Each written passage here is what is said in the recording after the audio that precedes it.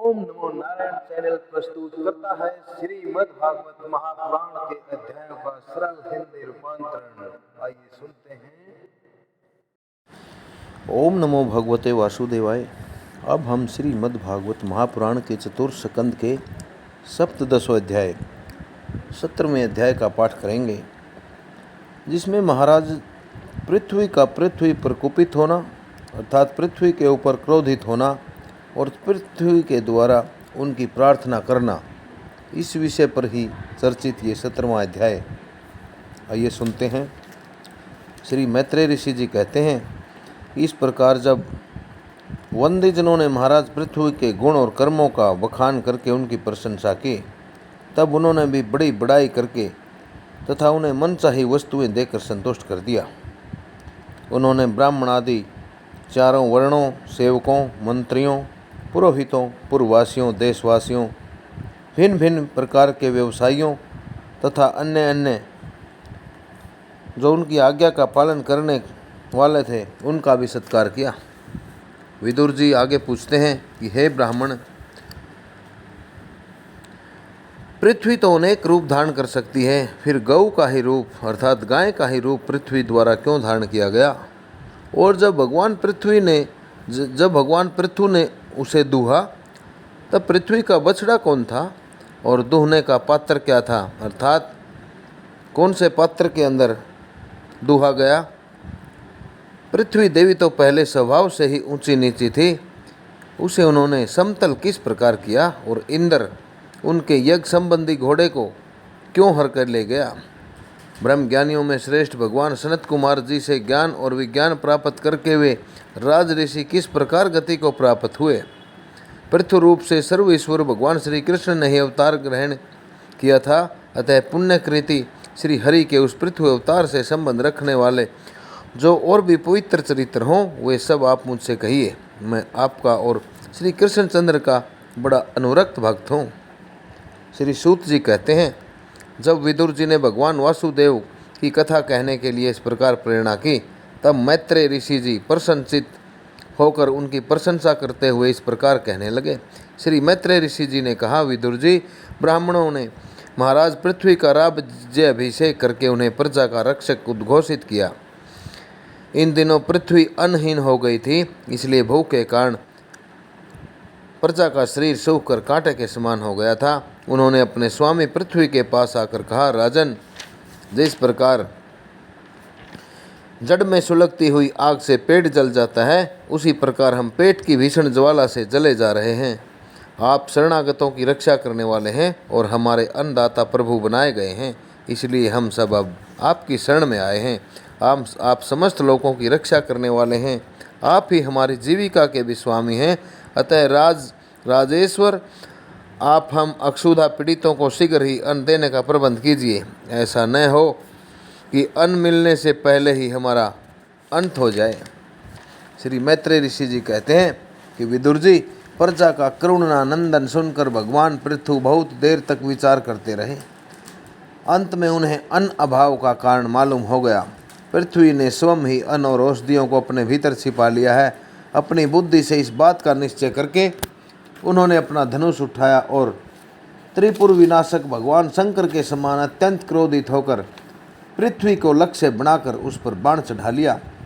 उन्हें शस्त्र उठाए देख पृथ्वी कांप उठी और जिस प्रकार व्याघ का पीछा करने पर हिरणी भागती है, उसी प्रकार वह डरकर गौ का रूप धारण करके आगे आगे भागने लगी।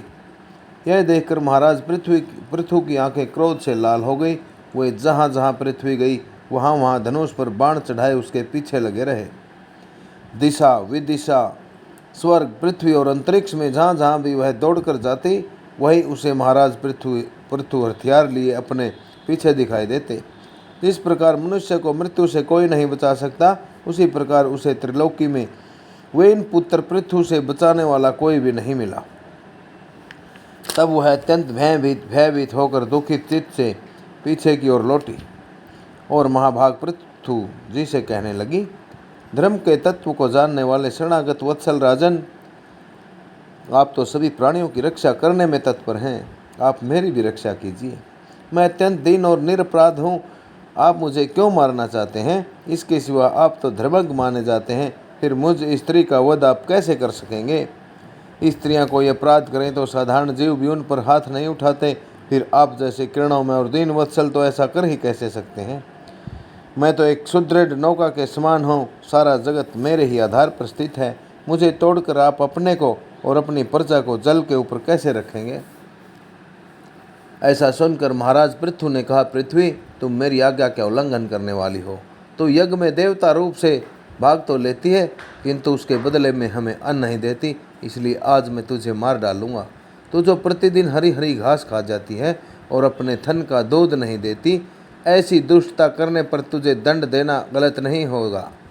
तू ना समझ है, तूने पुराने समय में ब्रह्मा जी के उत्पन्न किए हुए अनादि के बीजों को अपने में लीन कर लिया है, और अब मेरी भी परवाह न करके उन्हें अपने गर्भ से निकालती नहीं है। अब मैं अपने बाणों से तुझे छिन्न भिन्न करके तेरे मैदे से उन अक्षुधातुर और दीन प्रजाजनों का क्रूण क्रंदन शांत करूँगा। जो दुष्ट अपना ही पोषण करने वाला और अन्य प्राणियों के प्रति दुष्ट हो, वह पुरुष, स्त्री अथवा नपुंसक कोई भी हो, उसका मारना राजाओं के लिए न मारने के ही समान है। तो बड़ी गर्वीली और मदोन्मत्ता है। मैं इस समय माया से ही यह गौ का रूप तू बनाए हुए है। मैं बाणों से तेरे टुकड़े टुकड़े करके अपने योग बल से प्रजा को धारण करूँगा। इस समय महाराज पृथु काल की भांति क्रोधमयी मूर्ति धारण किए हुए थे। उनके ये शब्द सुनकर धरती कांपने लगी और उसने अत्यंत विनीत भाव से, प्रार्थना भाव से हाथ जोड़कर कहा। पृथ्वी ने कहा, आप साक्षात परम पुरुष हैं तथा अपनी माया से अनेक प्रकार के शरीर धारण करके गुण में जान पड़ते हैं। वास्तव में आत्म अनुभव के द्वारा आप अधिभूत अध्यात्म और अधिदेव संबंधी अभिमान और उनसे उत्पन्न हुए राग द्वेष आदि से सर्वथा रहित हैं, सर्वथा दूर हैं, सदा दूर रहते हैं। मैं आपको बारंबार नमस्कार करती हूँ। आप संपूर्ण जगत के विधाता हैं। आपने ही यह त्रिगुणात्मक सृष्टि रची है और मुझे समस्त जीवों का आश्रय बनाया है, अर्थात मुझको समस्त जीवों का आश्रय देने वाली बना रखा है। आप सदा स्वतंत्र हैं। हे प्रभु, जब आप ही अस्त्र शस्त्र लेके मुझे मारने को तैयार हो गए, तब मैं और किसकी शरण में जाऊं? युग के आरंभ में आपने अपने आश्रित रहने वाली अनिर्वचनीय माया से, अर्थात जिसका कोई वर्णन नहीं किया जा सकता, ऐसी माया से ही इस समस्त जगत की रचना की थी और इस माया के ही द्वारा आप इसका पालन करने के लिए तैयार हुए हैं। आप धर्मपरायण हैं, फिर भी मुझ गौ रूप धारिणी को किस प्रकार मारना चाहते हैं? आप एक होकर भी मायावश अनेक रूप जान पड़ते हैं तथा अपने स्वयं ब्रह्मा को रचकर उनसे विश्व की रचना कराई है।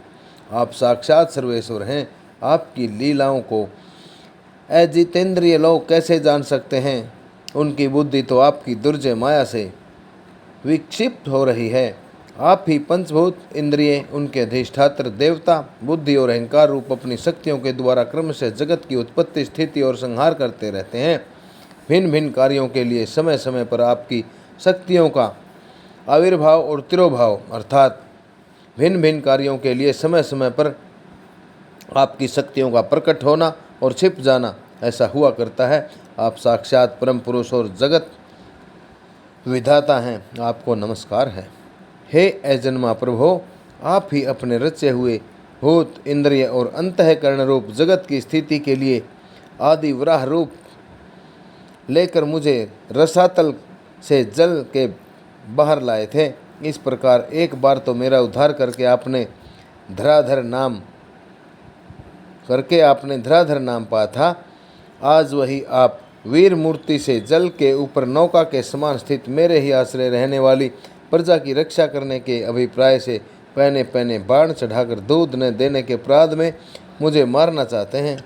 इस त्रिगुणात्मक सृष्टि की रचना करने वाली आपकी माया से मेरे जैसे साधारण जीवों के चित्त मोहग्रस्त हो रहे हैं।